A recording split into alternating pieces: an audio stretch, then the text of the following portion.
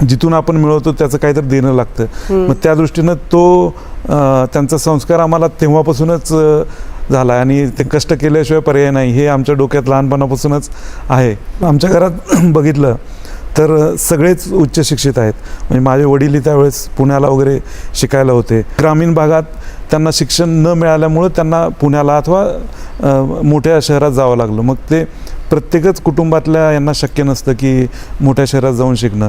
मग त्यांना ती सल जाणवत होती की बाबा ग्रामीण भागात शिक्षण मिळत नाही. मग त्या दृष्टीने त्यांनी प्रयत्न करून वाळूज म्हणजे आमचं जे स्वतःचं गाव आहे ते आणि मोहोळ तालुक्यात दुसरं एक मसले चौधरी म्हणून गाव आहे, तिथं विद्यानिकेतन प्रशाला म्हणून चालू केलं आणि वाळूजला वाळूज प्रशाला वाळूज म्हणजे सामाजिक बांधिलकीतून चालू केलेला हा त्या म्हणजे 1984ला जवाहर ग्रामविकास मंडळ या नावाने त्यांनी एक संस्था स्थापन केली आणि त्याच्या खाली या 2 शाळा या तेव्हापासून म्हणजे जवळपास माझ्या वयाच्या त्या शाळा आहेत तेव्हापासून ते चालवतात.